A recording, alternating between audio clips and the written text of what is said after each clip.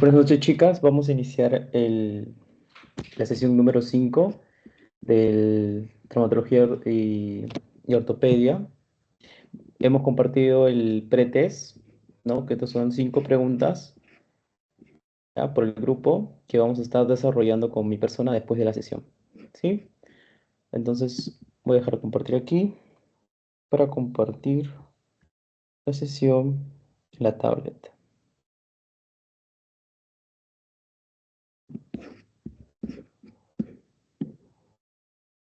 Listo. ¿Sí se puede ver mi pantalla? Sí, sí se ve. Ya, perfecto. Uy, vamos al inicio, al inicio. Listo. Y a ver, chicas, en esta oportunidad de esta última sesión, vamos a ver el tema de ortopedia infantil, ¿correcto? De infecciones osteoarticulares, así como también el tema de artroscopía, ¿sí? Entonces vamos a iniciar de una vez con el tema de ortopedia infantil. Para esto hay que hablar primero entre diferencias cuando se va a dar una fractura entre niños y adultos. Ya creo que como ya les explicaron en su clase y también en sus rotaciones, hay ciertas diferencias, ¿ya? Con lo que tenga que ver con el niño, ¿no? Cuando el niño tiene una fractura, a diferencia del adulto, es que el niño tiene un tiempo de consolidación menor, ¿ya? ¿Qué quiere decir esto? Que los huesos del niño tienen una mayor capacidad de regeneración y curación en comparación de quienes, de los adultos, ¿ya? Esto se ve más que nada porque su metabolismo óseo es más activo, ¿sí? Tiempo de consolidación menor. También los niños tienen una remodelación ósea. ¿Qué quiere decir esto? Que justamente los huesitos de los niños cuando tienen a fracturarse, tienen una capacidad de remodelarse de manera significativa, ya más aumentado después de una fractura, ¿ya? Esto en traducciones significaría que las deformidades que puede presentarse al momento que tenga el niño la fractura, ya, el niño entonces tiene una alta probabilidad de corregirse con el tiempo a medida que el hueso crece, ¿sí? La remodelación ósea. Y aparte, también los niños presentan alteraciones en el crecimiento o en la fisis, ¿ya? La fisis es el cartílago de crecimiento que se encuentra en los niños, ¿ya?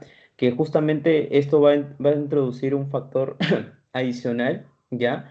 Más que nada al momento de las curaciones de las fracturas, ¿sí, chicas? Entonces, las lesiones, va a haber fracturas que van a justamente afectar este cartílago de crecimiento y lo vamos a ver más adelante. Inclusive hay una clasificación que la vamos a desarrollar juntos, ¿sí? Entonces, estas son más que nada las tres principales diferencias, ¿no? Que tienen los niños versus los adultos, ¿sí? Perfecto. Entonces, vamos a ver también que cuando hablemos ya de ortopedia infantil, ¿no? Vamos a hablar de los tipos de fracturas en niños, ¿ya? Hay fracturas incompletas, completas, y después están las lesiones de la fisis o lesiones fisiarias. Para esto vamos a utilizar la clasificación de Salter-Harris, que la vamos a desarrollar más adelante, ¿ya? En las tipos de fracturas incompletas, ¿ya? Vamos a nosotros mencionar tres tipos, ¿sí? Tenemos a la incurvación plástica, ¿ya? Que es más que nada conocido, y lo vamos a desarrollar cada una de ellas, ¿ya? Donde tiene una deformación del hueso sin que se produzca una fractura completa, ¿ya? Ahorita lo vamos a ver con imágenes, inclusive. Después tenemos otro tipo de fractura incompleta, ¿ya? Que es el rodete, o también le dicen caña de bambú, ¿sí? Y por último, tenemos a la fractura, que ya creo que la habrán desarrollado en clase y espero que la hayan visto en sus rotaciones, la fractura de tipo tallo verde, ¿no? Esa ramita que justamente rompemos y ahorita vamos a explicar por qué se llama tallo verde y por qué es una fractura incompleta, ¿no? Y las fracturas completas, que ya como su mismo nombre lo dice, ¿no? Involucra la ruptura completa del hueso, de cortical a cortical. ¿Se acuerdan las partes de que vimos en la sesión número 1 del hueso? Ya. Entonces, las fracturas completas las hemos venido desarrollando a lo largo de todas estas sesiones, ¿no? Lo han visto en imágenes, en sus rotaciones, ¿no? Y entonces son ese tipo que involucra la ruptura completa del hueso, ¿ya? Con o sin desplazamiento, ¿ya? En los niños también se da ese tipo de fractura y a veces pueden requerir un tratamiento específico para justamente evitar deformidades futuras, ¿ya? Entonces vamos a ir desarrollando también las fracturas completas, ¿ya? Y después tenemos las lesiones de la fisis, ¿no? De lesiones fisiarias, que son fracturas que más que nada van a dañar, perdón, como ya hemos dicho, a ese cartílago de crecimiento que tienen los niños, ¿no? La fisis, y tiene una clasificación, que es el Saltich-Harris. Acá les adelanto unas imágenes, ¿ya? La primera imagen tiene una lesión doble, ¿no? Porque justamente podemos ver una fractura incompleta, ¿ya? Donde justo de un lado el hueso se fractura mientras que el otro solamente se dobla, ¿no? Tenemos la fractura, mira, por ejemplo aquí, ¿no? Tenemos justamente, acá tienen la fractura y en el otro lado justo se dobla, ¿no? Entonces, vamos a justamente adelantar en imágenes. Acá en la imagen 2 tenemos una incurvación plástica, esta curvatura, ¿no? Que tenemos. Son tipo de fracturas más que nada incompletas, ¿ya? Y aquí, para adelantar y profundizar más, acá tenemos los tres tipos, ¿ya? Tallo verde, incurvación deficiaria o plástica, y justamente tenemos la fractura de rodete, o también llamado caña de bambú, o también le dicen torus, ¿ya? Ahorita vamos a explicar por qué. Entonces, vamos a ver, las fracturas de tallo verde, ¿ya? Son fracturas, vamos a notar, típico en niños, ¿sí? Y son fracturas donde vamos a ver que de un lado del hueso, es decir, un lado se va a fracturar y el otro lado solo se dobla. Otro lado del hueso, la otra cortical, ya en palabras técnicas. ¿Sí? Como podemos ver aquí. Miren, acá tenemos una cortical, ¿no? La línea cortical del hueso y podemos ver cómo tiene la línea de fractura, mientras que el otro lado está intacto, solamente tiene una curvatura, ¿no? Podemos verlo aquí en esta imagen radiológica, podemos ver el trazo de fractura, mientras que la otra cortical no alcanza el trazo de fractura. Entonces, eso quiere decir que este tipo de fractura es una fractura de tallo verde, ¿ya? Y su mismo nombre viene, ¿no? Cuando dice con el tallo verde es como el nombre viene de la analogía de romper una rama, ¿no? Una rama verde. Cuando ustedes quiebran una rama, no sé si de pequeños han visto, cuando hemos empezado a jugar, los niñitos quiebran su ramita y queda como que colgando, ya. Entonces se han dado cuenta y se pueden hacer memoria, ¿no? De cómo jugábamos con esas ramitas. Podríamos recordar cómo un lado de la rama se quebraba y el otro permanecía intacto y a veces colgaba, ¿no? No sé si se acuerdan. Entonces, en sus características radiológicas, como le hemos dicho, ya ahora hablando con palabras técnicas, se va a observar más que nada una discontinuidad ya de la corteza de un lado, mientras que el otro lado vamos a observar la curvatura, ¿sí? Entonces, eso es lo que quiere decir una fractura en tallo verde. Después tenemos la incurvación deficiaria, ¿sí? O incurvación plástica, vamos a anotarlo con rojo, ¿sí? Que son más que nada fracturas también en niños, exclusiva en niños, ¿ya? ¿Por qué exclusivamente en niños? Esto debido a la elasticidad, ¿ya? Que tiene el hueso infantil, a diferencia de los adultos, ¿ya? Entonces, en esta incurvación, su mismo nombre lo dice, ¿no? ¿Cómo pueden generar justamente la curva, ¿no? Esa, este, esa doblez, ¿ya? De manera significativa, sin una fractura visible, ¿ya? Entonces, en la radiografía podemos ver justamente cómo se muestra esa deformación, esa curvatura del hueso, sin tener una fractura evidente, como lo habíamos mencionado, y no hay discontinuidad en la corteza ósea, ¿ya? Pero se va a observar, eso sí, un ángulo anormal en el hueso afectado, ¿no? Un ángulo anormal en el hueso afectado, ¿ya? Eso quiere decir una fractura incompleta de tipo incurvación deficiaria o incurvación plástica. Después tenemos el tipo de fractura incompleta, que es la fractura de rodete, también llamado torus, ¿ya? O en sus exámenes le puede venir como caña de bambú, ¿ya? Este tipo de fractura incompleta, ¿ya?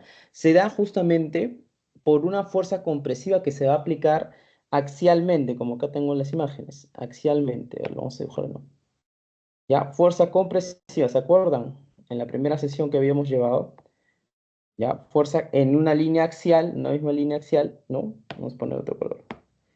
Bueno, ¿no? Y una fuerza compresiva hacia un mismo punto, ¿no? Entonces, eso es lo que va a causar en el hueso, ya, que se cause, perdón, que tenga un abombamiento en la corteza, ya, sin una fractura completa, ya. Y el nombre de torus, ya, el nombre de torus proviene de ya, datos más históricos, ya, del latín, más que nada toro, ya, según la bibliografía, que significa protuberancia o hinchazón. Y es lo que justamente se ve aquí, ¿no?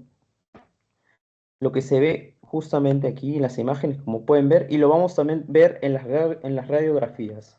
Ya se va a poder ver justamente, lo vamos a hacer más delgado para que se pueda ver. Un hinchazón, ¿no? O un abulvamiento, aquí podemos ver justamente, ¿no? Un hinchazón, un abulvamiento del hueso, ¿ya? En las radiografías también se va a poder ver, ¿sí? Donde eso indicaría que el niño justamente tenga una fractura en rodete, ¿ya? Por fuerzas compresivas hacia un punto, ¿sí? Sin que tenga una fractura completa, ¿no? Un trazo de fractura completa, ¿sí? Entonces esos son los tres tipos de fractura incompleta, ¿ya? Justamente como estábamos viendo aquí en la imagen, vamos a ver una fractura de rodete, en este caso distal, ¿no? De radio distal, porque este es el radio distal, ¿sí? Ya, perfecto. Después en el tratamiento, ¿cómo vamos a tratar una fractura? Pues como ya lo habíamos mencionado antes, ¿no? Con analgésicos porque le va a producir dolor, reducción, inmovilización, hasta inclusive rehabilitación, ¿no? Pero generalmente los niños mencionarle que no van a requerir de cirugía, ¿ya? Se van a usar generalmente, ¿ya? A ver, ya sé. Ya, generalmente no, como le estaba diciendo, no va a requerir de cirugía y lo más frecuente es que utilicen justamente aparatos conservadores, ¿ya? Como ya hemos visto en las sesiones anteriores en sus rotaciones, como el yeso, ¿sí? Pero aquí vamos a ver que en la fractura de tallo verde, ya el tratamiento va a depender si es que está sin desplazamiento o con desplazamiento. Por eso vamos a justamente describir cada una de ellas. Sin desplazamiento, es decir, que tenga una angulación, ¿ya? Una angulación menor de 15 grados, ¿ya? Para esto, no, este tipo de sin desplazamiento no se reduce, no hacemos reducción y se da inmovilización. Se hace una inmovilización, ¿sí? Durante un mes. ¿Sí, chicas? Un mes. Un mes. ¿Ya? También de articulaciones proximales a la fractura, ¿sí? Y con desplazamiento, vamos a ver que cuando hablamos con desplazamiento, es decir, fracturas con una angulación ya mayor de 15 grados, ya aquí se hacemos una reducción incruenta, reducción, una reducción incruenta bajo anestesia. ¿Sí? Ahí estamos anotando. Y también le vamos a hacer una inmovilización, pero en este caso, como está desplazada, va a ser de mayor tiempo. ¿Sí? ¿Sí? Entonces vamos a hacerlo el lápiz. Entonces, una inmovilización de 6 semanas. Lo vamos a escribir mejor. 6 semanas. ¿Sí?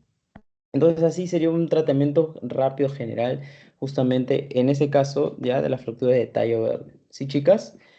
Después pasaríamos, ya como hemos visto en sesiones anteriores, ya a los tipos de fracturas completas que también se dan en niños, ¿no? Como ya hemos visto, vamos a ver justamente las fracturas completas de tipo transversal, ¿no? ¿Se acuerdan? Oblicua, espiroidea. ¿Cuál teníamos más? En cuña o ala de mariposa o tercer fragmento. Y también teníamos conminuta. Conminuta. Entonces, vamos a ir repasando. A ver, acá tenemos una fractura de trazo simple que justamente sería transversal, ¿no? Después acá tenemos a la oblicua, vamos a poner acá, transversal. Acá tenemos una fractura de tipo oblicua. Acá podemos ver, ¿no? Cómo tiene un trazo simple espiroidea. Y este tipo de fractura, ¿cómo se llamaba? Vamos a preguntar. Carla, ¿me puedes escuchar, Carla?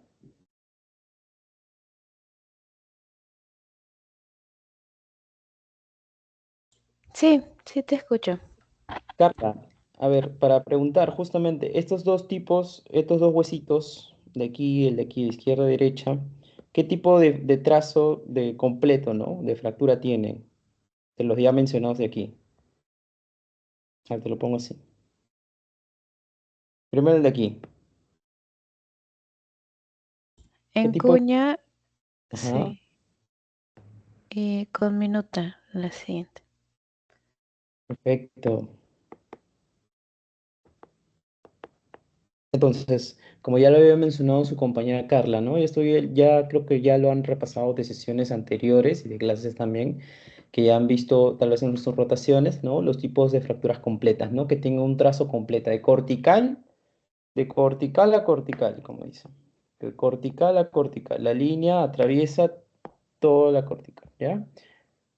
Entonces, vamos a seguir, ya eso serían con respecto a las fracturas completas, y ahora vamos a describir a las lesiones fisiarias, ya cuando tiene justamente el trazo de fractura viene, ¿no?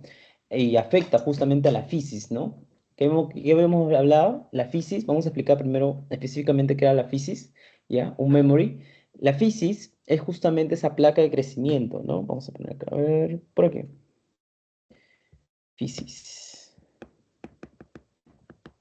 Y que vamos a hablar de lesiones fisiarias, hay que también hablar la fisis. La fisis es esa placa de crecimiento, ¿sí? Ay, perdón la letra. Crecimiento. Crecimiento, ¿ya? O cartílago también le dicen de crecimiento, ¿ya? De una zona justamente del tejido cartilaginoso que se ubica entre la metáfisis y la epífisis, ¿sí? Acuérdense cuando habíamos hablado en la primera sesión, cuando empezábamos a hablar de las fracturas, ¿no? Diáfisis, epífisis, metáfisis, ¿no? Entonces, la placa de crecimiento se va a ubicar justamente entre la metáfisis y la epífisis, ¿ya? De los huesos largos en los niños y hasta adolescentes, ¿ya? Esa estructura es más que nada importante, ¿por qué? Porque justamente es crucial para el crecimiento longitudinal de los huesos, ¿ya? A medida que el niño crece, la fisis se va cerrando gradualmente, ¿ya? Es por eso que los adultos no lo tenemos. ¿Ya? Entonces, para esto, cuando hay lesiones de fisiarias en los niños, vamos a utilizar una clasificación que se llama la clasificación de Salter-Harris. Me van a perdonar el inglés, chicas, pero justamente esta clasificación Salter, ¿ya? Nos va a ayudar, esta es una nomenclatura, un acrónimo, ¿ya? En inglés que nos va a ayudar, ¿ya? Entonces vamos a ver. Vamos a ver acá, justamente acá está la zona metafisiaria, esto de que podemos ver de verdecito, es la fisis, representando la fisis, y acá está, va a estar la epífisis, ¿no? Que va a tener su cara articular, la cara articular, ¿no? Entonces vamos a describir los 5 tipos, ¿no? Que hay en la clasificación de Salter-Harris, ¿ya? En el tipo número 1, el color rojo lo vamos a poner. En el tipo número 1 vamos a ver y se va a describir como un deslizamiento, ¿ya? Deslizamiento, ¿ya? A lo largo, ¿ya? De la placa de crecimiento. ¿Ya? Este tipo de fractura va a ser un deslizamiento a lo largo a lo largo de la placa de crecimiento de la fisis, ¿ya? Pero sin fractura, vamos a poner sin fractura ósea, ¿sí? Sin fractura ósea. Una lesión de tipo deslizamiento sin fractura ósea, ¿ya? Ese es el tipo 1. Vamos a ponerlo más pequeño, porque si no, no nos va a alcanzar espacio. Ahí está, perfecto, mejor con este.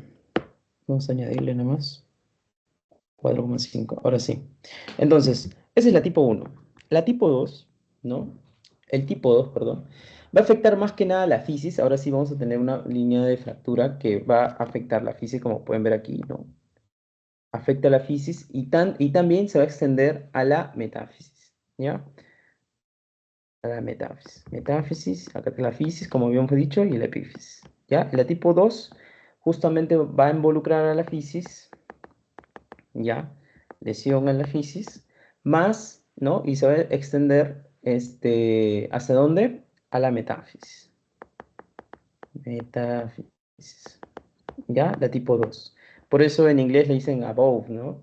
Por encima, ¿no? En cambio, el tipo 1, me van a perdonar en inglés, pero dicen straight across, ¿no? Que quiere decir en la línea recta, ¿no? Por eso es justamente esa nomenclatura de las siglas de Salter, ¿no? S-A-L-T-I-R, ¿no? Que vamos a ver. La tipo 3, ¿no? De L, lower, debajo, o below, ¿no? Debajo. Me van a perdonar en inglés, chicas. ¿No? Aquí, como dice su nombre, el trazo de fractura va a involucrar tanto la fisis, pero en este caso a la epífisis, ¿correcto? Entonces, vamos a poner acá lesión en la fisis y en la epífisis. ¿Qué tipo era? Tipo 3, ¿correcto? Entonces, en la tipo 4 vamos a ver que aquí ya va a involucrar a los tres niveles, ¿no? Tanto a la metáfisis, a la fisis y a la epífisis, ¿correcto? Entonces, acá vamos a poner una lesión que justamente, ¿no? Caso de fractura que afecta tanto, vamos a ponerlo en orden, ¿sí? A la metáfisis, a la fisis y a la epífisis, ¿sí? Y la tipo 4, ¿ya? La tipo 4, que va, perdón, la tipo 5. La tipo 5 que va justamente como su mismo, el del R, de, justamente que va a venir del acrónimo de crash, ¿no? Choque, destrucción, ¿ya? Aquí va a referir a la destrucción de quién, quién es la estrella en esta clasificación, de la placa de crecimiento, o en su sigla, o su apodito, ¿no? Su nombre técnico, la fisis, ¿sí?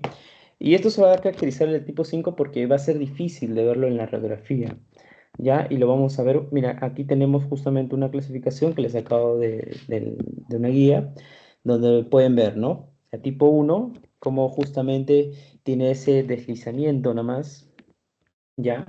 A lo largo de la placa de crecimiento, ¿ya? No tiene fractura ósea, y como pueden ver aquí, como dice, eso es una fractura, ¿ya? Extraarticular, o una lesión extraarticular, porque como habíamos explicado en la sesión 4, ¿no? De las lesiones, por ejemplo, o en la sesión número 3, ¿no?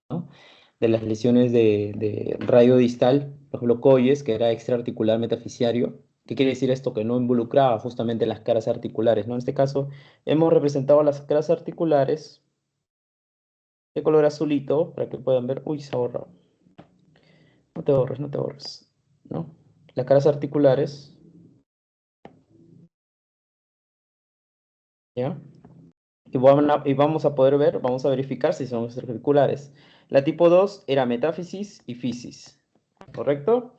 Y aquí vamos a ver cómo la línea de fractura, ¿no? Y solamente afecta a metáfisis y fisis, no afecta, ¿no? La cara articular. Ya en la tipo 3 y en la tipo 4 vamos a ver que sí son articulares. ¿Por qué? Porque me afectan las caras articulares. Vamos a ver, ¿no? Vamos a ver. La tipo 3, ¿cuál era? Que me afecta tanto la fisis y la epífisis, afectándome la cara articular, ¿no?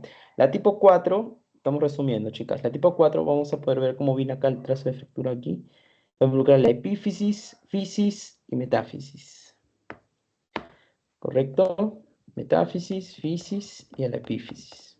¿Ya? Entonces también me va a afectar la cara articular. ¿Sí? Entonces aquí, ya dando algunos datos más específicos, la tipo 1 y la tipo 2 se puede hacer una reducción cerrada, ¿no? Más inmovilización de tipo B y G. Y la tipo 3 y tipo 4 se puede hacer una reducción cerrada o abierta, ¿ya? Con síntesis de agujas transficiarias o tornillos, ¿ya?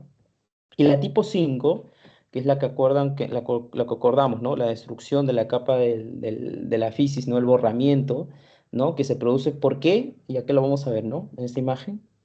Eso nos faltó comentar, que se produce por justamente la compresión en la fisis, ¿ya?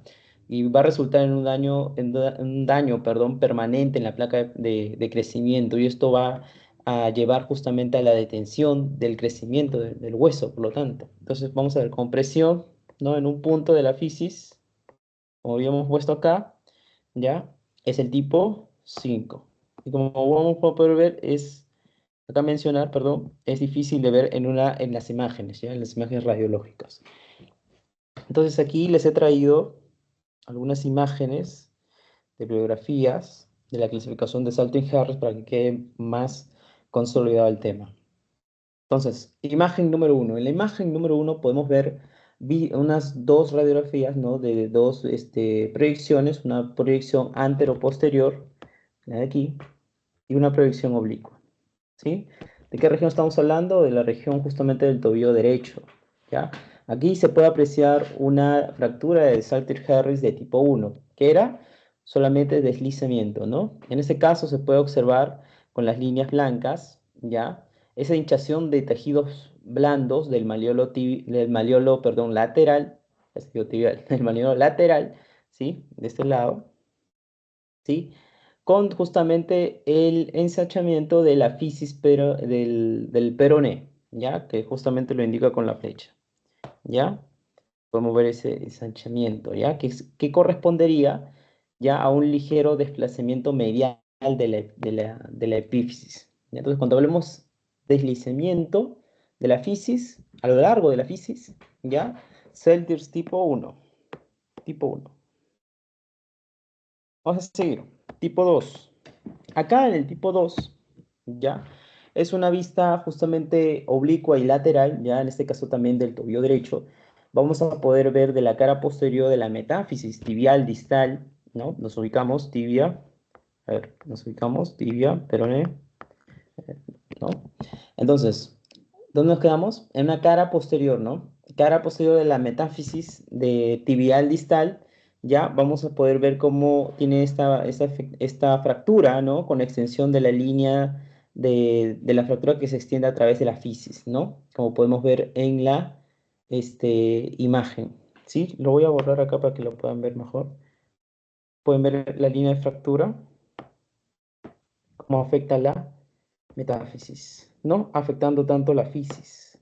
Acá, miren, la fisis, vamos a desarrollar de nuevo, ¿no? ¿Qué tipo era? El tipo 2, ¿no? Que me afectaba la metáfisis y después me afectaba la fisis, ¿no? Acá tenemos una lesión, una fractura de Salter tipo 3, ¿ya? Una vista oblicua del tobillo derecho también, ¿ya? Acá se puede ver justamente en la cara medial, ¿ya? De la tibia, ¿ya? En la cara medial de la tibia podemos ver cómo se involucra con la línea justamente que hemos puesto, la línea violeta, ¿ya? La fisis, y cómo se va justamente extendiendo la línea de fractura, con todo hemos puesto la línea roja, ¿ya? Hasta la epífisis, ¿no? Afectando justamente, ya hemos mencionado, la superficie articular, ¿sí? Entonces es una lesión de Salter tipo 3, Salter-Harris. Lesiones fisiales, ¿ya? La tipo 4. En la tipo 4 podemos ver una vista antero-posterior del pie derecho, ¿sí? Acá se puede ver en el falange proximal del primer dedo, ¿ya? Del primer dedo, acuérdense, el primer dedo siempre va del dedo gordito, como si dicen, ¿no? Primer dedo, ¿ya? Falange proximal, ¿ya? Con edema asociado a tejidos blandos, ¿ya? En este caso, justamente vemos cómo se afecta tanto la epífisis, la metáfisis, ¿no? Perdón, metáfisis, físisis y epífisis, ¿no? Los tres lados. Y le hemos puesto justamente de color verde, con el punto rojo la fisis, y justamente ya cayendo en la epífisis, afectando la cara articular, ¿no? De color moradito, ¿ya? Esa es la tipo 4. Y la tipo 5, quisiera traerles una imagen, pero no se puede porque justamente es difícil de ver en las radiografías el tipo 5, ¿ya? Porque justamente se hace la compresión en la epífisis, ¿no? En un punto de la epífisis. La compresión de la epífisis. Perdón, de la fisis, ¿ya? El cartílago de crecimiento que se obtiene, ¿no? Que tienen los niños hasta la adolescencia, inclusive. Entonces seguimos. Ahora vamos a hablar de pronación dolorosa o llamado el codo de niñera. Entonces, viendo rápidamente. Su definición, eso es una subluxación, ¿ya? ¿A quién va a estar afectado aquí? De la cabeza del radio, ¿sí? Cabeza radial, subluxación de la cabeza radial, ¿ya? Pero que también vamos a tener una lesión de la del ligamento anular. Perdón, chicas, del ligamento anular, ¿ya?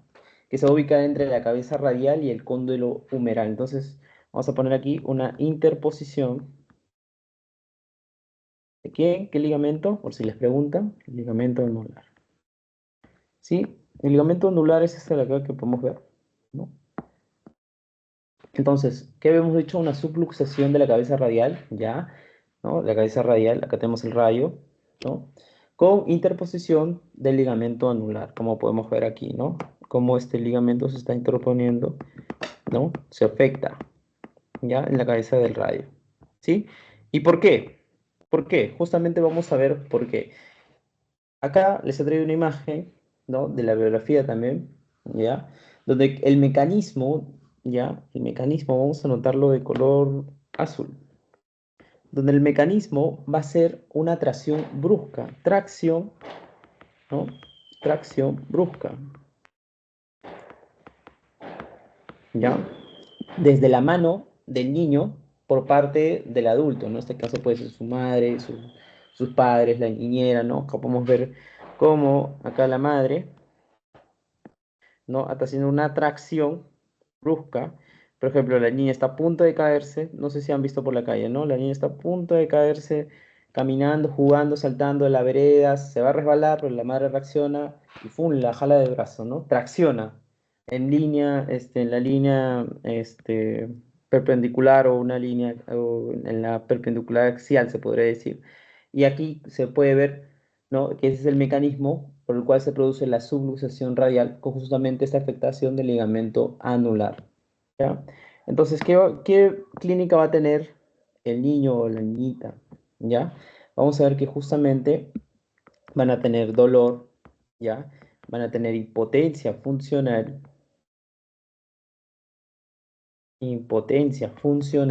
¿sí?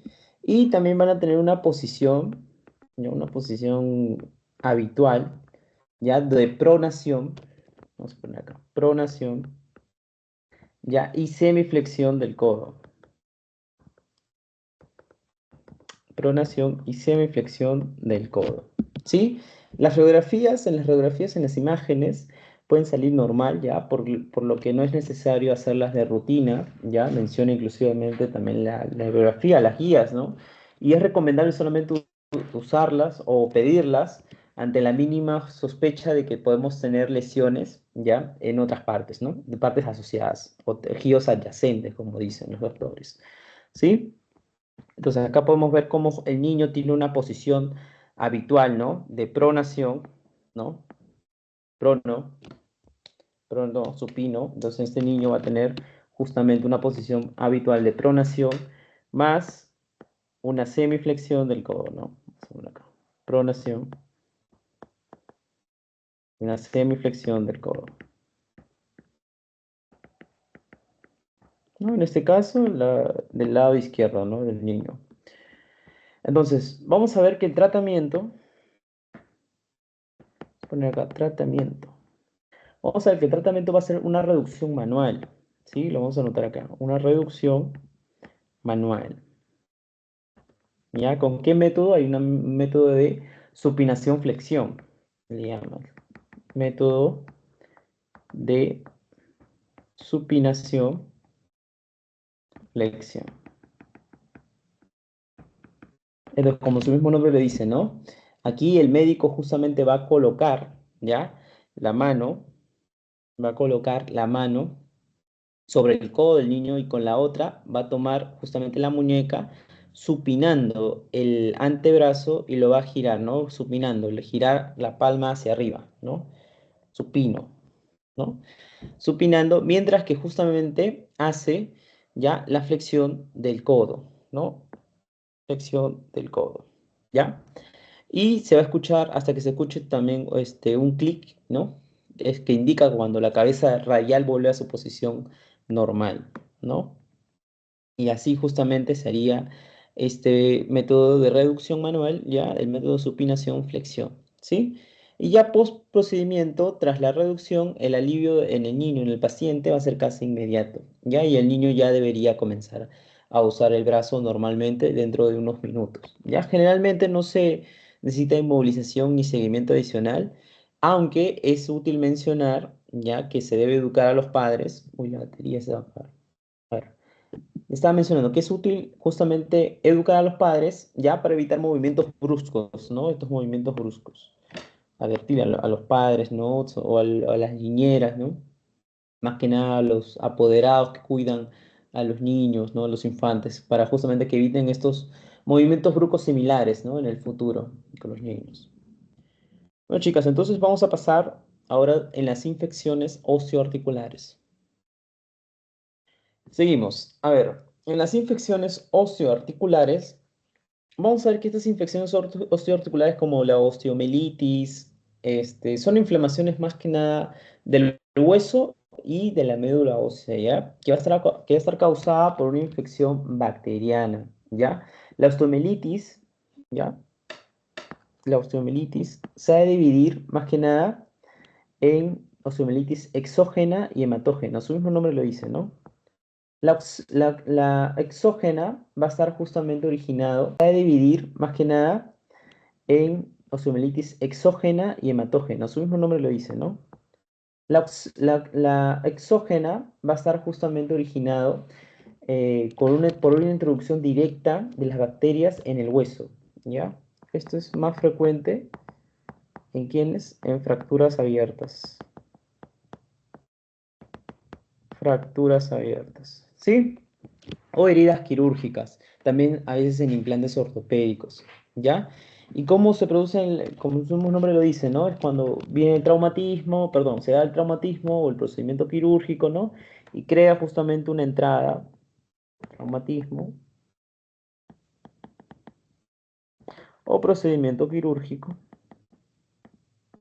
que crea esa entrada, ¿no? Justamente de puerta de entrada, como mencionan las guías, ya para los microorganismos, ¿ya? Para que colonicen y establezcan ahí una infección dañada en todo el hueso, dañado o expuesto, ¿no? Y en el otro lado de la vía hematógena, según el nombre lo dice, ya se da por la sangre, ¿no? Las bacterias entran en contacto con la sangre, ¿no? Una bacteremia, ya se depositan en áreas del hueso ricamente vascularizadas, como puede ser la metáfisis, ya en los huesos largos de los niños, más que nada. Huesos largos de los niños. ¿Sí? Entonces, ¿cómo se va a dar esto? Es que las bacterias circundantes se embolizan y se depositan ya, más que nada en las pequeñas arterias de la médula ósea y ahí es donde se multiplican, ¿ya? Y desencadenan esta respuesta inflamatoria, ¿sí? Esta respuesta inflamatoria. Vamos a anotarlo, ¿sí? Entonces, ¿qué otros datos vamos a nosotros hablar? O específicamente vamos a hablar de la osteomielitis hematógena, ¿ya? Porque es justamente el tema que nos corresponde de hoy día. ¿Correcto? Entonces, de la osteomielitis hematógena, algunas generalidades que vamos a poder hablar, como ya lo hemos dicho, ¿no? Vía hematógena, ¿no? Vía de sangre y afecta a los huesos largos en los niños, ¿sí? Entonces, el patógeno común, que acá les he puesto una imagen referencial, ¿ya? Va a ser justamente el estafilococo aureus, ¿ya? Coagulasa positivo. Coagulasa positivo. ¿Sí? Eso también lo pueden preguntar en sus exámenes. Anótenlo, memorícenlo, acuérdense, ¿ya? Del agente etiológico de la osteomielitis hematógena que afecta a los huesos largos de los niños por vía con el contacto de la sangre en una bacteremia, el Staphylococcus aureus positivo, ¿sí? Que es el patógeno más frecuente implicado, ¿ya? No es exclusivo de los niños, pero sí es la causa más común en la población pediátrica. La frecuencia de la osteomielitis hematógena también es más frecuente en los niños que adultos, ya lo habíamos hablado, ¿no? Más frecuente en los niños que adultos, ¿sí? Y acá tenemos justamente unas imágenes, ¿ya? Donde se puede explicar la patogénesis de cómo se da esta infección de la osteomielitis hematógena, ¿no? Acá hemos dividido en A, B, C. A ver, lo vamos a poner con el láser. El láser. Ahí está. En A, B y C, ¿sí? En la imagen de la que corresponde a la, vamos a ver un episodio de bacteremia, ¿no?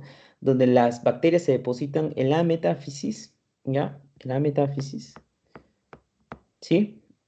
Y justamente vienen desde los vasos, ¿no? Metafisiarios, ¿ya? De los vasos metafisiarios, de la arteria y vena nutricia, ¿no? Que tiene el hueso. Después van a desarrollar un foco infeccioso en la metáfisis, lo que va a conducir a una celulitis en la médula ósea. Y después el exudado, ¿no? Bajo la presión, justamente es forzado lateralmente a través de los sistemas de Haber's, de los canales de Wallman, ¿ya? Que son más que nada estructuras anatómicas, ¿ya?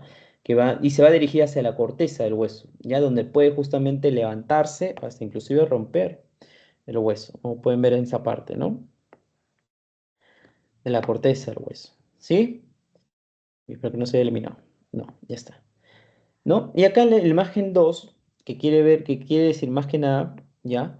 En los recién nacidos, ¿ya? En los recién nacidos, la infección va a propagarse desde la metáfisis hasta las arterias adyacentes, ¿ya? Desde la metáfisis, vamos a ponerlo con el láser, desde la metáfisis hasta las articulaciones adyacentes, ¿sí? ¿A través de quiénes? De los vasos transfiserios que justamente están presentes ya al nacer, ¿ya? Entonces, esta purulencia se va justamente a propagarse a través del periósteo, ¿no? Y se va a romper justamente a través de la corteza hasta el tejido blando, ¿sí, chicas? O hasta los vasos articulares adyacentes, como podemos ver aquí. Sí, eso más que nada en los recién nacidos, ¿ya? Y solamente se va a limitar ya a la metáfisis, ¿ya? Cuando es justamente en los niños adolescentes, ¿sí? Más que nada en la infección en los niños grandes, ¿ya? Se va a limitar en la metáfisis, ¿ya? Niños y adolescentes. Es más que nada para hablar de la patogénesis de la osteomielitis hematógena, ¿ya? Y en sus exámenes creo que también les pueden preguntar el diagnóstico diferencial a descartar, ¿ya? De la osteomielitis subaguda o crónica, ¿ya? Es justamente lo que vemos aquí.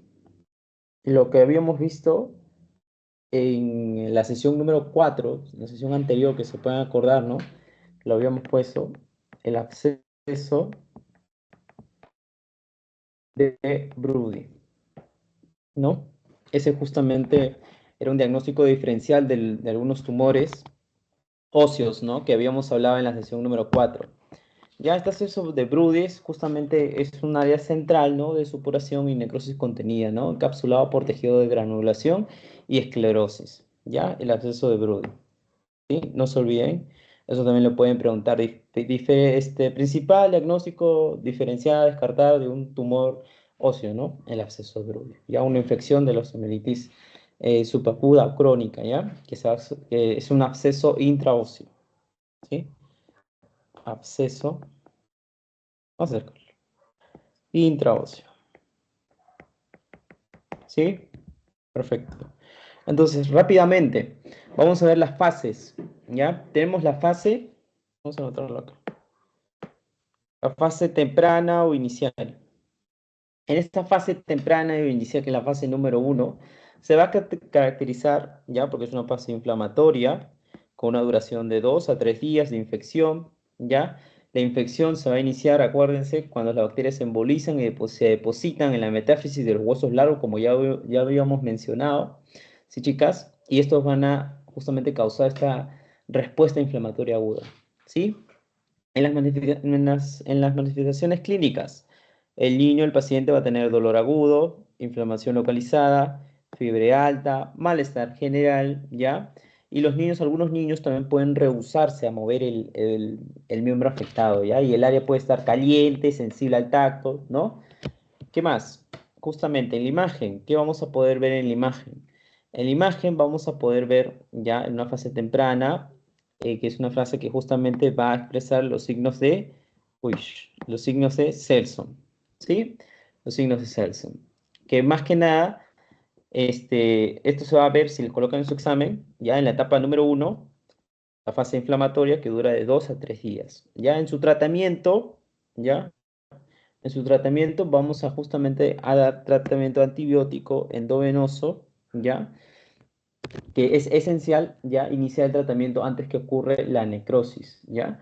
Significativa en el miembro afectado, ¿no? En el hueso afectado.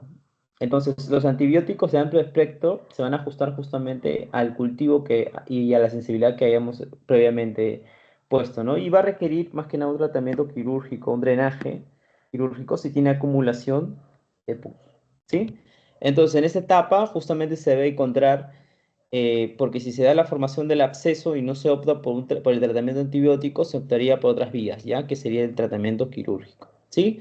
En su tratamiento antibiótico vamos a dar cloxacilina, ¿ya? Por 24 o 36 horas, ¿ya? Si no mejora, se pasaría a un tratamiento quirúrgico, ¿sí? Si no mejora, en ese rango de horas, de 24 a 36 horas, se hace un tratamiento quirúrgico, ¿sí? Y se da mínimo 3 semanas de tratamiento antibiótico. Después tenemos también el signo del pie de anciano, ¿no? ¿Cómo es que sabemos si es que está mejorando o no está mejorando con el tratamiento antibiótico? Justamente debemos ver si es que se da el signo de perdón, el signo de pie de anciano, ¿ya?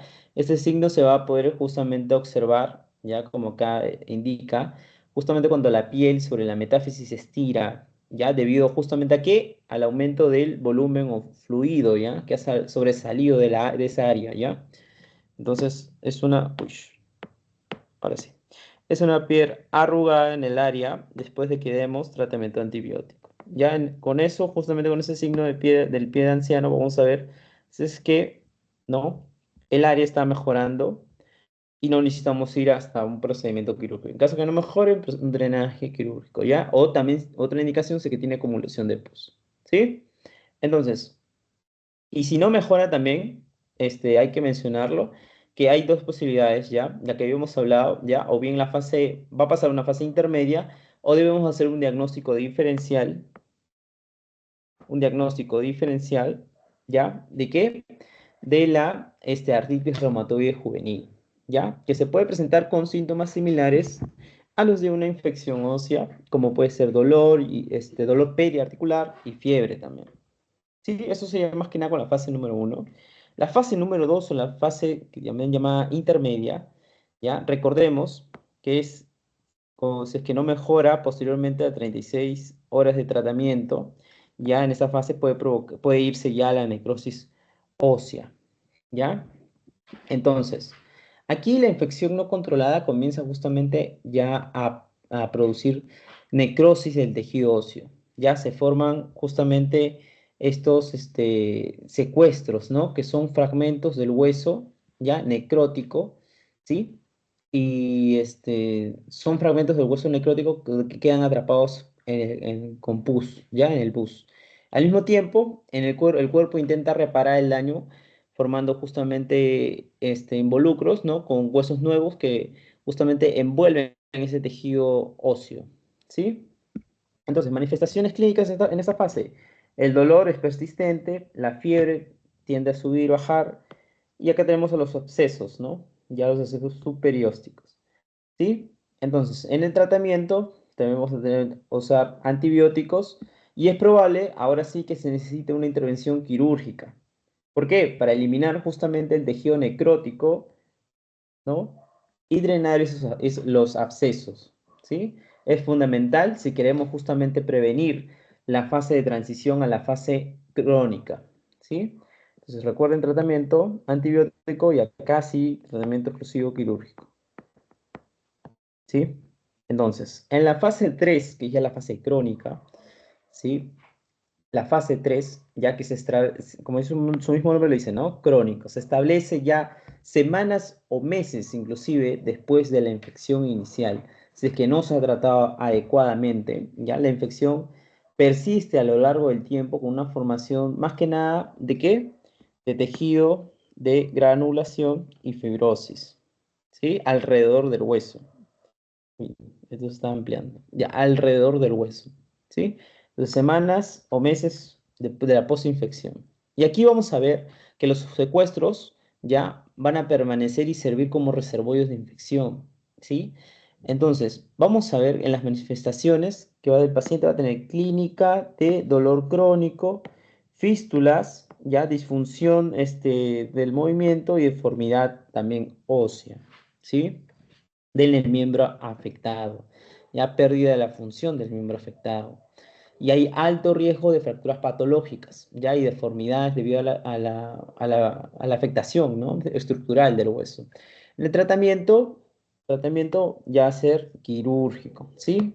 Y se va a hacer la resección de los secuestros y la reconstrucción hasta inclusive injertos, ¿sí? Acá tenemos justamente en la imagen caracterizada por el secuestro óseo, ¿sí? Secuestros en la fase 3 ya está justamente más permanecido el secuestro óseo. Entonces, en el tratamiento, ¿qué opciones de tratamiento que utilizamos en la fase 3? Se puede hacer una descompresión quirúrgica del área, como ya habíamos visto, ¿no? Se va a hacer una irrigación continua, ya que va a implicar usos de más que nada soluciones antibióticas o salinas, que van a ayudar para limpiar más que nada la piel afectada, el área afectada, perdón, de manera continua, ¿no? Así reducimos justamente la carga bacteriana que pueda tener, ¿no? Y eliminamos también los restos de tejido óseo, ¿ya? Después se va a hacer una secuestroctomía, ¿no? Tomía, sacar, secuestro, fácil, ¿ya? Y esta secuestroctomía es, como ya le hemos dicho, ¿no? Eliminación quirúrgica del hueso necrótico. ¿Quién? Del secuestro, ¿no? El secuestro es el hueso necrótico, ya que es un hueso que no se integra ya con el hueso sano circundante, ¿ya? Para esto, en el manejo justamente de los secuestros, tenemos cuando el secuestro es libre, ¿ya? Secuestro libre, que son fragmentos, quiere decir cuando son fragmentos del hueso necrótico que están completamente separados del hueso sano, ¿ya? Y pueden ser fácilmente eliminados durante la cirugía. Para esto, justamente se hace la exéresis, ¿ya? Eliminación.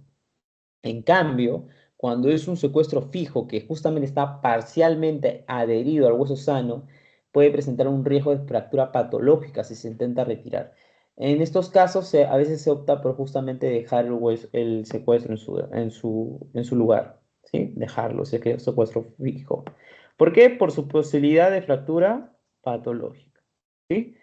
Y después está también el procedimiento quirúrgico de la saucerización, saucerización, ¿sí? Que más que nada les explico que este procedimiento quirúrgico es para crear una cavidad, ¿ya? En la que se forma un cuenco, ya en el hueso afectado, que va a permitir justamente una mejor irrigación y drenaje, ¿ya? Y va a facilitar la curación del hueso y los tejidos también circundantes, ¿ya?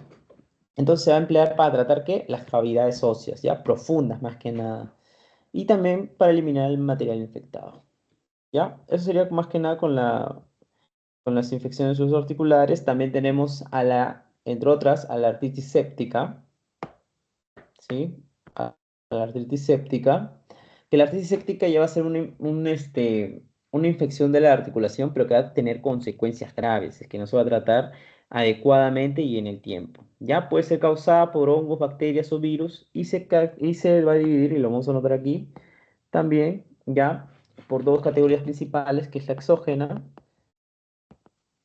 exógena y la hematógena. Hematógena. ¿Ya? En la exógena ya habíamos hablado, ¿no? Aquí en este caso, la infección se introduce directamente en la articulación a través de una herida abierta, ¿sí? De una herida abierta. La hematógena, ya habíamos hablado, de transmisión, ¿no?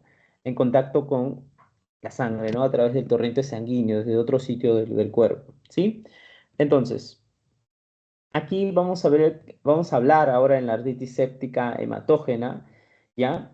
Acá tenemos un cuadro de las etiologías más frecuentes según edades, ¿ya? En las bacterias tenemos las más comúnmente en niños, como pueden ver, lo vamos acá a hablar, el Staphylococcus aureus, ¿sí? Staphylococcus aureus, ¿ya?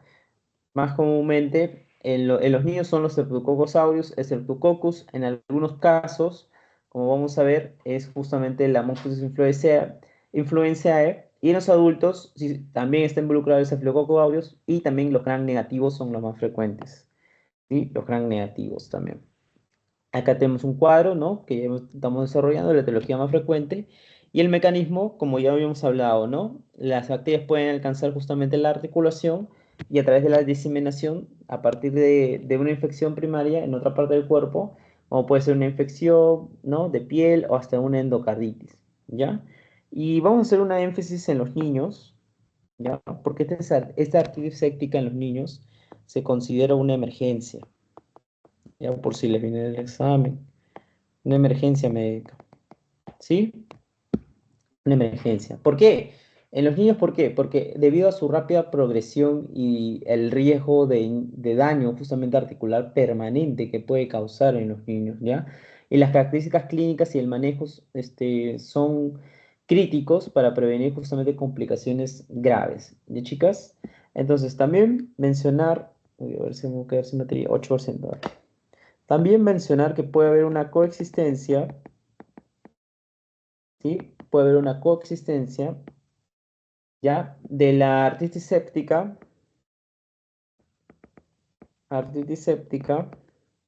y también con la artritis reumatoide,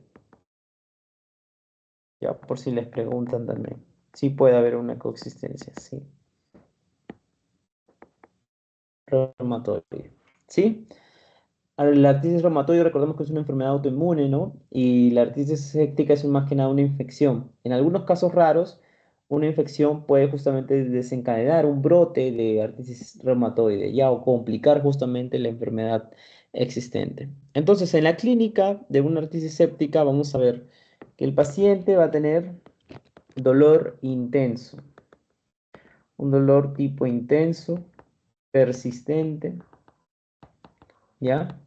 En la articulación, ¿sí? También va a tener, ¿ya? Signos de hinchazón,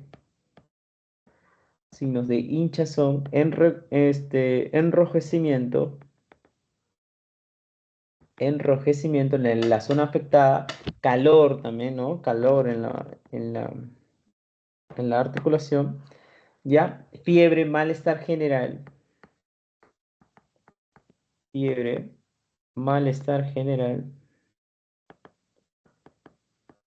¿sí? Y también limitación del rango de movimiento. ¿Ya? Ahí no puede mover en todo su rango de movimiento completo. Rango de movimiento, ¿sí? De la articulación estamos hablando, ¿sí? Y entre sus exámenes auxiliares, vamos a poner el color azul, en los exámenes articulares vamos a hacer, como estamos en una articulación, vamos a hacer una punción articular, ¿sí? La punción articular, que es la artrocentesis, ¿ya? Donde se va justamente a realizar para obtener ese líquido sinovial de la articulación afectada, ¿ya? Y este líquido ya sinovial se va a utilizar para detectar la presencia de bacterias y justamente determinar el tratamiento adecuado, ¿ya? Si el líquido es turbio, ¿ya? Con un recuento elevado de leucocitos, puede contener bacterias visibles en una tinción de Gram o cultivos, ¿ya? Entonces, vamos a ponerlo como prueba principal. Y también se puede realizar también, ¿no? Un hemograma, ¿no? Un hemograma para detectar si hay leucocitosis. También en el hemograma va a ver también la velocidad de sedimentación. También pedir la proteína C reactiva, ¿sí? C reactiva, que es el PCR, ¿ya? Que son indicadores de inflamación. Ya como ya habíamos hablado, ¿no? El cultivo a partir de justamente la punción del cultivo del líquido sinovial,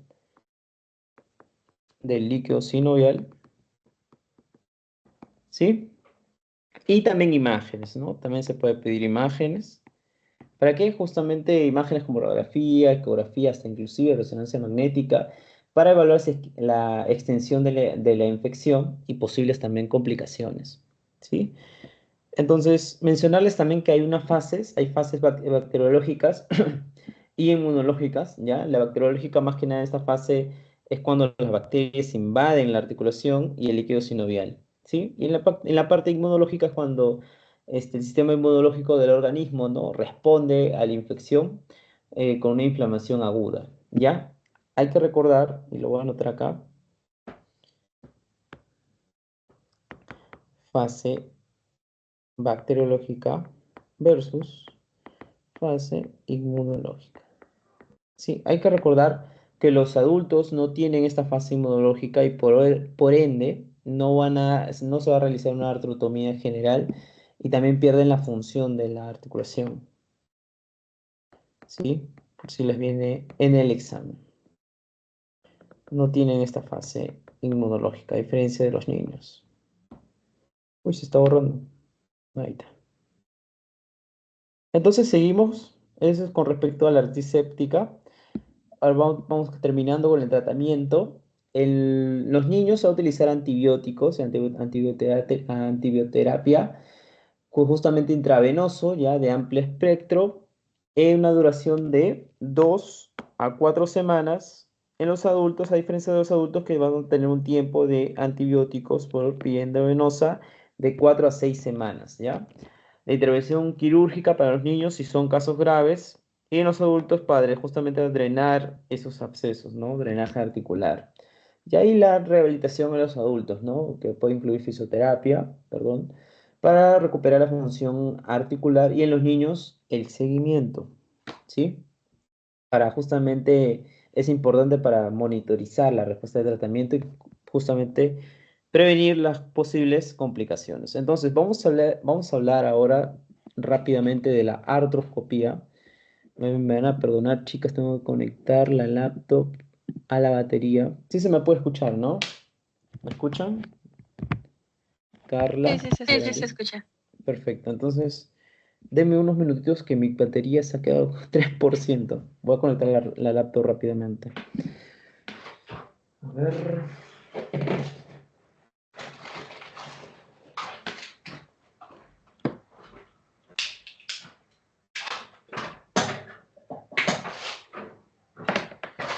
Está.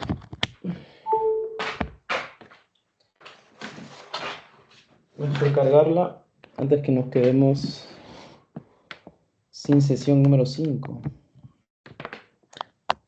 Listo. Ya. Entonces seguimos. Ya con la última parte, el último tema de la artroscopía. Entonces, uy, se apagó la cámara. Listo. La artroscopía. ¿Qué es la artroscopía? Acá les he dejado algunas imágenes justamente de las guías, ¿ya? Que utilizan más que nada los residentes, los especialistas, ¿ya? Y vamos a hablar justamente de la artroscopía, ¿no? Que es una técnica quirúrgica, ¿ya? Una técnica quirúrgica es una técnica quirúrgica mínimamente invasiva que se va a utilizar más que nada para visualizar, diagnosticar y tratar problemas dentro de la articulación, ¿sí? Dentro de la articulación. Y se hace mediante la inserción de una cámara pequeña, ¿no? Con el aparato del artroscopio, ¿no? A través de pequeñas incisiones de la piel, ¿ya? ¿Y en qué articulaciones se usa? Justamente entre ellas podemos utilizar la rodilla, el hombro, el codo, tobilla, muñeca. Ya no sé si en sus rotaciones ya han visto una artroscopía, ¿ya? Yo sí pude ver una artroscopía justamente por un paciente, me acuerdo, que tenía artritis séptica, nos habíamos quedado de guardia y justamente tenía una artritis séptica en el miembro derecho de la rodilla, ¿no? Del lado derecho.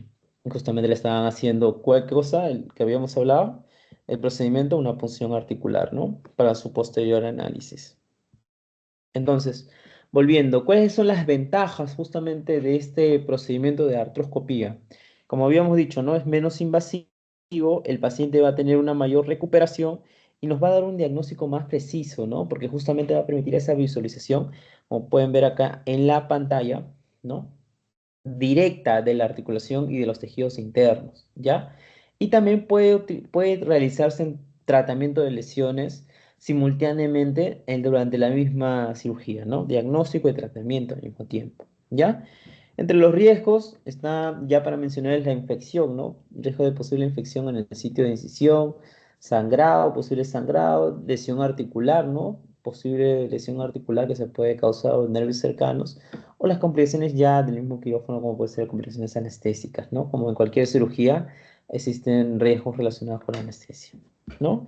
Entonces acá podemos ver justamente la torre de artroscopía, ¿no? Que tiene justamente la pantalla, grabador de imágenes, la cámara, fuente de luz, ¿no? Y la bomba de agua que también se utiliza, ¿no? y las diferentes vainas ópticas de distintos diámetros y ángulos. Y aquí podemos ver la rotación del ladroscopio con visión oblicua hacia adelante, ¿no? Que les permite garantizar justamente esa imagen en la pantalla. Entonces, vamos a hablar un poco de la anatomía, porque en este caso vamos a hablar de artroscopía de rodilla, ¿ya? Acuérdense la anatomía de la rodilla, ¿no? Es una articulación grande, ¿no? Conjunto a la cadera.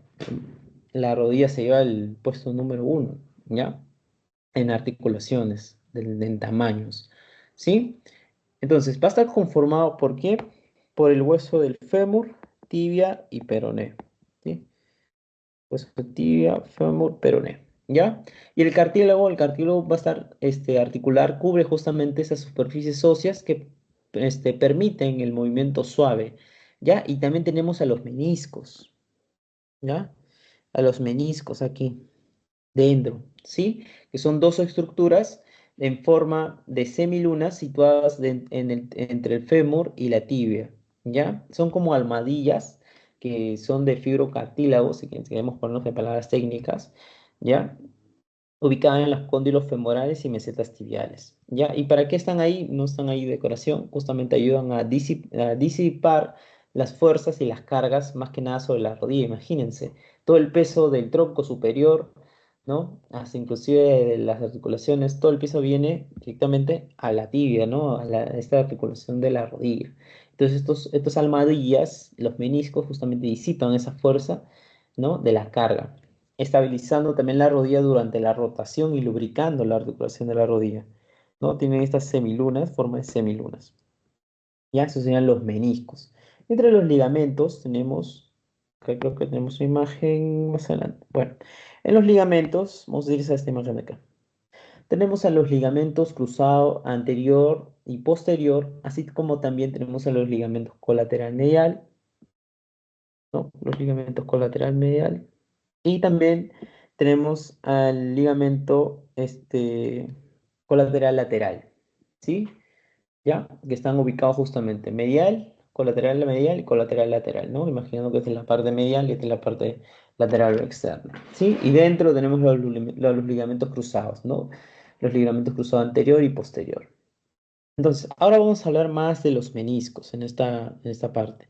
¿Ya? La irrigación de los meniscos son principalmente directo de la ramificación de la arteria poplitea y sus ramas, como ya. Y la irrigación es crucial, ¿por qué? Para la salud del menisco y del cartílago. Esencialmente, los meniscos van a recibir sangre de las ramas de las arterias geniculadas, ¿sí? Las arterias geniculadas. Y aquí podemos ver que el menisco va a tener dos zonas, y que creo que ya lo habían visto en su teoría, o sus doctores ya lo habrán mencionado, la zona roja y la zona blanca, ¿sí? Zona blanca, en este caso lo he representado con color azul, y la zona roja, pues, con color rojito. Vamos a ponerlo con este color rojito que tengo aquí, ¿ya? La zona roja va a estar justamente en el tercio externo, ¿ya? Del menisco. Su mismo nombre lo dice, ¿no? La zona roja va a tener un suministro de sangre relativamente abundante, rico, como dice la bibliografía, ya, y se le conoce también por su mismo nombre, ¿no? Esto va a dar el nombre de zona roja, un área periférica, ya, del menisco con buena irrigación, y por consecuencia tiene mayor capacidad de curación y regeneración, a contraparte de la zona blanca, ya que son los dos tercios, por eso he puesto dos líneas azules, porque si pongo blanco no se nota, dos tercios, uno, dos, ¿no? Si dividimos los meniscos en tres lados, los dos tercios internos va a corresponder a la zona blanca. Zona blanca porque carecen de flujo sanguíneo, ¿ya? Y justamente esta área central del menisco va a tener poca irrigación sanguínea, por consecuencia, poca capacidad de curación y regeneración si es que se da una lesión a ese nivel, ¿sí? Entonces vamos a ver. Los mecanismos de ruptura de meniscos, uy, vamos a resaltarlo. Los mecanismos de ruptura de meniscos, ¿ya? Tenemos una rotación forzada, ¿ya? Un movimiento de rotación mientras que el pie justamente está fijo en el suelo, ¿ya? Y también se puede dar por trauma agudo o degeneración también del gaste del menisco por envejecimiento o uso excesivo, común en adultos mayores, ¿ya? Pero más que nada en rotación forzada de movimientos, ¿no? por ejemplo, en movimientos contrarios, como pueden ver en las flechas, con el pie en la tierra, ¿sí? Acá también tenemos otra imagen, ¿no? De cómo justo también se da esta ruptura de meniscos, que se puede ver más que nada en deportistas, atletas, hasta futbolistas, ¿no? Y vamos a ver más adelante también cómo se afecta. Toda esta articulación de la rodilla es el protagonista, ¿no? De las lesiones, más que nada de los deportistas, ¿no? De los futbolistas. No sé si alguien es del Barcelona, mira nada más como el arquero Ter Stegen se dañó este ligamento rotuliano, ¿no? De la rodilla. Entonces pueden ver cómo el mecanismo de ruptura más que nada que tenga que ver con las áreas anatómicas de la rodilla están relacionadas a los deportes, ¿ya? O también en degeneraciones en los adultos mayores. Entonces, como ya habíamos hablado, en la zona roja, tercio externo, hay una buena irrigación y una mayor capacidad de regeneración y curación. Y la zona blanca, dos tercios internos, carecen de circulación sanguínea, por lo tanto tienen una menor capacidad de curación y regeneración. Entonces, ¿qué pasa cuando voy a tener una afectación de los meniscos? ¿Qué clínica va a tener el paciente? Va a tener un dolor en la interlínea articular, también puede tener hinchazón, posibles bloqueos o rigidez, ¿ya? O dificultad al movilizarse, ¿sí? Esa dificultad para hacer ciertos movimientos o hasta inclusive soportar el peso. El diagnóstico, el gold estándar para ver partes blandas, partes adyacentes, estamos hablando en la articulación, resonancia magnética, ya va a ser el estándar de oro, ya para el diagnóstico de lesiones meniscales. ¿Por qué? Porque nos va a permitir justamente esa visualización detallada del menisco, ¿no? Y tejidos articulares, que no podemos ver con la radiografía común, ¿sí? Entonces, ya habíamos hablado, ahora vamos a hablar de los tipos de desgarro, ya, los tipos de desgarro meniscales y más el tratamiento, ¿sí? Aquí podemos ver el desgarro horizontal, ya, que les he traído justamente las guías, el desgarro horizontal, que es una ruptura que justamente atraviesa el menisco de forma, horizontal, ¿sí? De forma horizontal, dividiéndolo justamente en dos partes, ¿ya? Y este tipo de desgarro se va a localizar generalmente en la zona blanca, ya que tiene poca, acuérdense, poca zona blanca, baja irrigación sanguínea, ¿sí? Entonces, el tratamiento, como está en zona blanca, ¿ya? El tratamiento va a ser, puede ser conservador si es asintomático y si es sintomático va a ser justamente quirúrgico, ¿no? Si va a tener síntomas significativos. Puede ser necesario resecar o reparar el menisco, ¿sí? Después, el desgarro vertical ya es una ruptura que se extiende verticalmente desde la parte superior hasta la inferior del menisco, como podemos ver acá con la línea roja.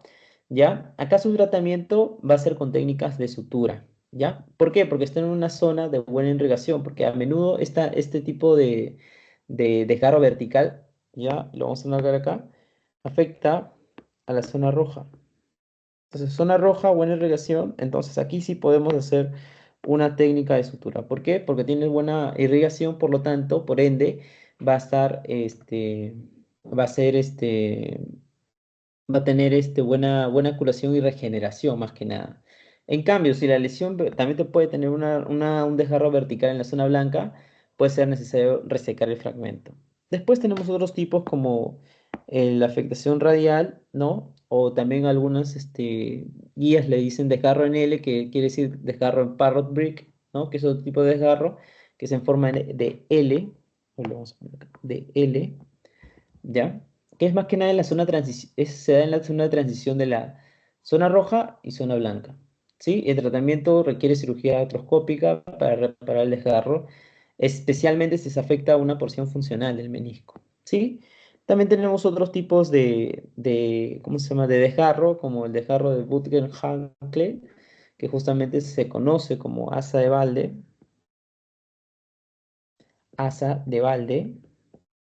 eso que es lo que han puesto en su teoría también. ¿Ya? Estos justamente generan un bloqueo articular, ¿ya? Debido al fragmento, ¿no? Debido al fragmento que se queda justamente eh, quieto y puede justamente moverse dentro del espacio articular. Entonces esto causa en el paciente un bloqueo articular, ¿ya? Del rango de movimiento articular. El tratamiento se requiere, se requiere intervención quirúrgica. Uch, se eliminó. Bueno, lo vamos a escribir de nuevo.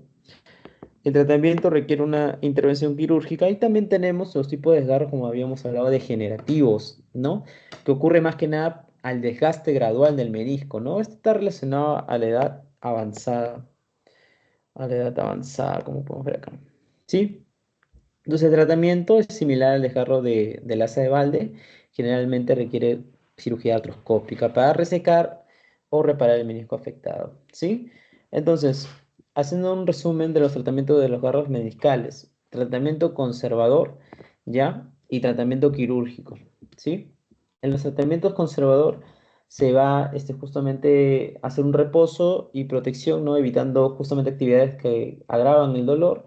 También se dan medicamentos como analgésicos antiinflamatorios. Ya en el quirúrgico se utiliza la artroscopía. Ya se puede hacer sutura meniscal si es que está en zona roja, ¿no? Este cuadro lo tienen que ver en su mente y para el examen también. Si está en la zona roja, se sutura. ¿Por qué? Porque tiene buena irrigación. En cambio, si está en la zona blanca, se puede hacer una irrigación. Perdón, resecar ¿cómo se llama? El fragmento del menisco, ¿sí? Una resección de la porción dañada del menisco, ¿sí? Si está en la zona blanca. Entonces, eso sería con respecto a los meniscos. Y ahora vamos a hablar de los ligamentos, ¿ya? Para terminar, los ligamentos, como ya te habíamos hablado, los ligamentos colateral interno, ¿no? O medial. Después tenemos el ligamento colateral externo o lateral, los ligamentos cruzados, tanto anterior como posteriores, ¿no? El ligamento colateral medial, generalmente el mecanismo de lesión va a ser cuando hay un golpe desde el lado exterior, ¿no? O lateral, causando justamente una fuerza en varo. Pues hemos puesto acá, fuerza en varo afecta el ligamento colateral medial. En cambio, si se hace una fuerza en vago, decir, un golpe o una fuerza aplicada desde el lado interno, ya, por ejemplo, desde la rodilla, externo medial, si le damos un golpe interno, ya causa una deformación de valgo, una deformación hacia adentro, ¿sí? Entonces, vamos a hablar el mecanismo, justamente de lesión, ¿ya? En los ligamentos, cruzado anterior, vamos a tener que va a ser por rotación y desaceleración, ya comúnmente en deportistas que quieren requerir movimientos rápidos de dirección y el ligamento colateral, el ligamento cruzado anterior puede dañarse al frenar, ¿no? Al frenar bruscamente, ¿ya? Bruscamente, o también por traumatismos directos en la rodilla, como pueden ver en la imagen, ¿sí? En la imagen. Y pueden ver cómo estoy poniendo imágenes más que nada de deportes, como el fútbol americano, hasta inclusive el fútbol, ¿no? Donde justamente se afectan estos ligamentos. Acá podemos ver una imagen sensible, ¿no? Acá, no sé si se acuerdan, no sé si ven de fútbol, pero les puedo recordar que el futbolista Marcelo, ¿no? Cuando dañó justamente toda la articulación del ligamento colateral, colateral externo o colateral lateral del otro futbolista, hasta también de otros ligamentos como el cruzado anterior y posterior. ¿Sí? Y también mencionarles que el mecanismo también de lesión del ligamento cruzado posterior se da más que nada por es una lesión de flexión profunda, ¿ya? Que suele ocurrir más que nada en una fuerza significativa, ya por el lado posterior, ¿ya? Cuando hablamos del ligamento cruzado posterior, ¿sí? Entonces, antes de pasar a esta parte del exámenes, hay que recordar que en las imágenes, ¿ya? Algunas imágenes, lo vamos a pedir, como estamos hablando de ligamentos, vamos a pedir resonancia también, ¿sí? Entonces, vamos a hablar del examen físico. En el examen físico hay diferentes pruebas para hacerle al paciente, ¿ya? En una de esas está la prueba de estrés, en varo o valgo, o se llama el test de bosquejo, de bostezo, ya para el ligamento colateral interno o ligamento colateral externo. Ya también tenemos el test de Marajas, el 4 para para el ligamento colateral interno. También tenemos la maniobra de cajón anterior, ya que es para el ligamento cruzado anterior, y el test de Lashman para el ligamento cruzado anterior. Después tenemos la maniobra de cajón posterior en el ligamento cruzado posterior. No sé si habrán visto este tipo ¿cómo se llama? De maniobras en sus rotaciones. Después para el tratamiento tenemos, si es de 15 de grado 1, usamos AINES, ¿no? Reposo, hielo, el antiinflamatorio natural, ¿ya? Que es el hielo.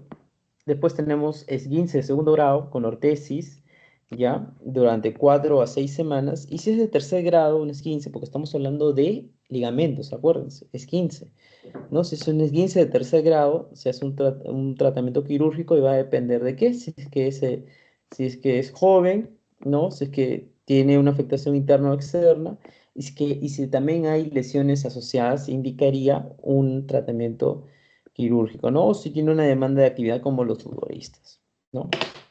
Entonces, el test de Lashman, como ya les había explicado, quería comentarles una prueba clave para evaluar, ¿no? El ligamento cruzado anterior, con la rodilla en flexión de 20 a 30 grados. ¿Sí, chicas? Entonces, eso serían las referencias, y eso sería todo por la sesión de hoy día. A ver, voy a pasar el post-test para que lo vayan resolviendo. Si tienen alguna duda, me la pueden decir.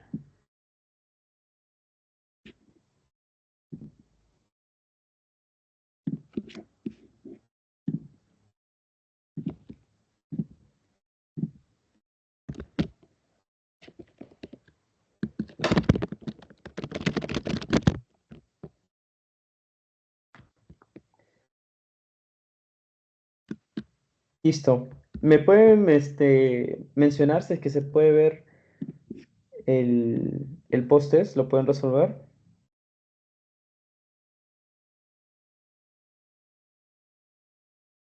Sí, sí se puede abrir.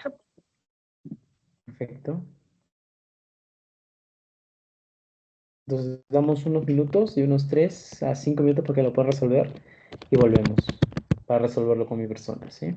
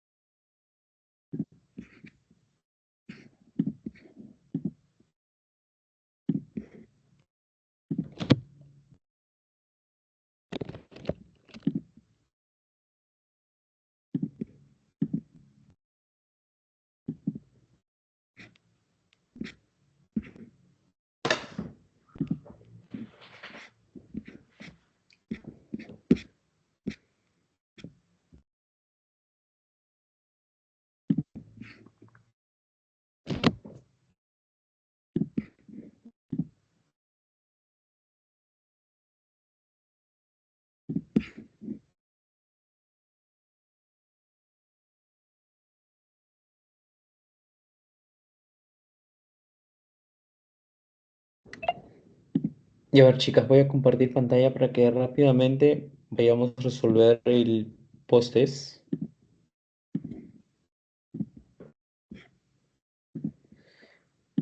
A ver. ¿Listo? ¿Sí se ve? ¿Me puedes confirmar, por favor? Geraldine. Sí, sí se Sí, ve. sí se ve. Gracias. Y a ver. Entonces vamos a resolverlo. Pregunta número uno. ¿Qué maniobra se utiliza para evaluar la integridad del ligamento cruzado anterior? Ya lo habíamos hablado, ¿no? Maniobra de cajón anterior no es para el ligamento cruzado posterior. El test de Lashman sí. El press de estrés en varo no. El test de Maraja tampoco. ¿Ya? Acá en ese caso sería el test de Lashman. Después dice, pregunta número 2. A ver, un niño de 3 años presenta fiebre, dolor en piernas y signos de inflamación local. El médico sospecha de osteomielitis hematógena. ¿Cuál es el patógeno más común asociado en la osteomielitis hematógena asociado en niños en esta edad? Staphylococcus aureus, ¿no? Coagulasa, positivo o negativo, Geraldine.